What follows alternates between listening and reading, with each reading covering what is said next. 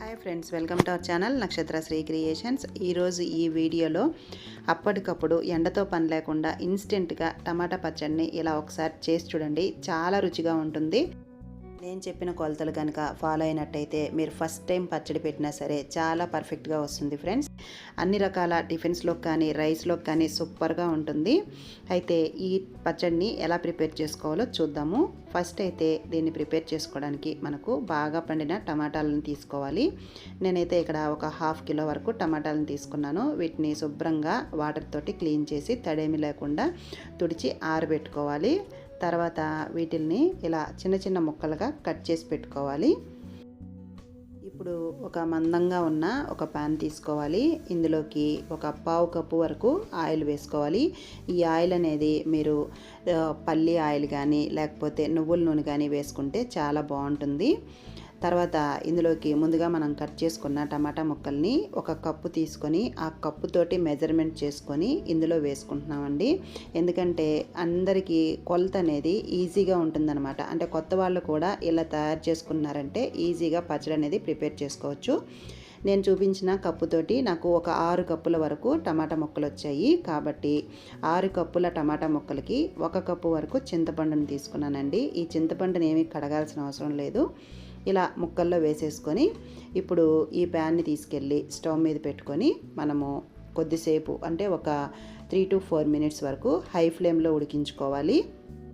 మధ్య మధ్యలో కలుపుతూ మూత పెట్టుకొని బాగా దగ్గర పడే వరకు మగ్గించుకోవాలి.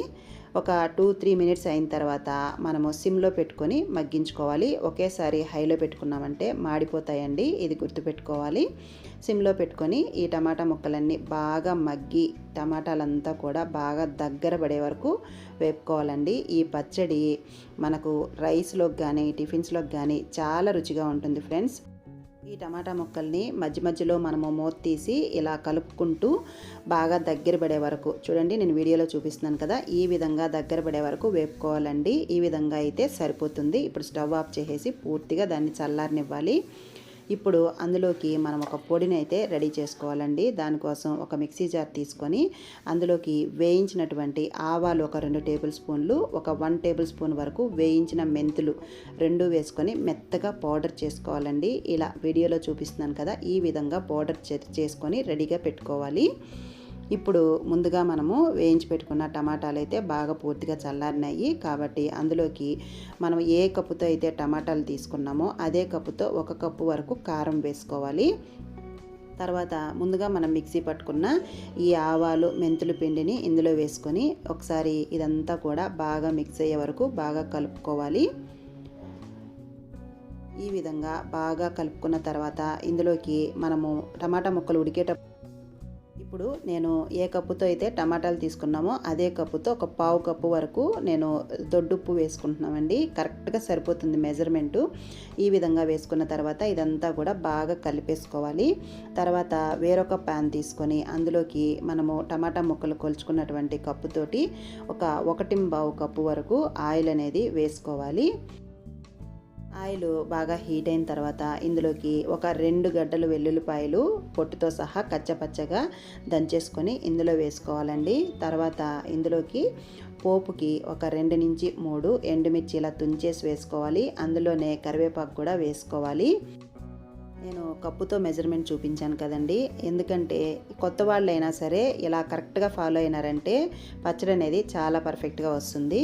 తర్వాత ఇందులోకి 1 టేబుల్ స్పూన్ వరకు జీలకర్ర, 1 టేబుల్ స్పూన్ వరకు ఆవాలు, 1 టేబుల్ స్పూన్ వరకు శనగపప్పు, ఒక 1 టేబుల్ స్పూను మినపగుళ్ళు వేసుకొని ఇదంతా కూడా బాగా ఫ్రై చేసుకోవాలండి. ఇందులో కొద్దిగా ఇంగువ కూడా వేసుకోవాలి.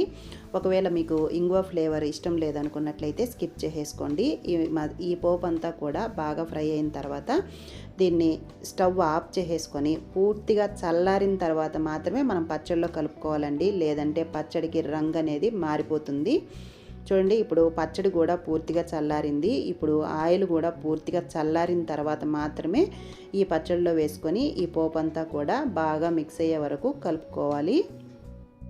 ఈ పచ్చడి మనం ఫ్రిడ్జ్లో పెట్టుకున్నట్లయితే ఒక 10 రోజుల వరకు నిల్వ ఉంటుంది ఫ్రెండ్స్. మార్నింగ్ హడావిడి లేకుండా టిఫిన్స్లోకి కానీ రైస్లోకి కానీ కొద్దిగా పిల్లలకైనా సరే కొద్దిగా నెయ్యేసి పెట్టామంటే చాలా కమ్మగా ఉంటుంది ఫ్రెండ్స్. తప్పకుండా ట్రై చేయండి. మనకు కావాల్సినంత పచ్చడిని పక్కన పెట్టుకొని మిగతాదంతా కూడా ఫ్రిడ్జ్లో పెట్టుకున్నట్లయితే మనకు ఒక 10 నుంచి 15 రోజులు ఈ పచ్చడి ఎంజాయ్ చేయొచ్చండి. ఇది ఫ్రెండ్స్ ఈరోజు వీడియో. ఈ వీడియో నచ్చినట్లయితే మీ ఫ్రెండ్స్కి రిలేటివ్స్కి వీడియోని షేర్ చేయండి. అంతేకాకుండా వీడియో చూసి వెళ్ళేటప్పుడు ఖచ్చితంగా ఒక లైక్ చేయండి. అలా లైక్ చేయడం వల్ల ఈ వీడియో అనేది ఇంకొంతమందికి చేరువవుతుంది ఫ్రెండ్స్. అలాగే కొత్త వాళ్ళు ఎవరైనా మన ఛానల్ చూస్తున్నట్టయితే తప్పకుండా సబ్స్క్రైబ్ చేసుకోండి. అలాగే ఇలాంటి మంచి మంచి యూస్ఫుల్ వీడియోస్ మన ఛానల్లో చాలా ఉన్నాయండి. ఒకసారి వీడియోస్ అన్నీ కూడా రెఫర్ చేయండి. Thank you for watching.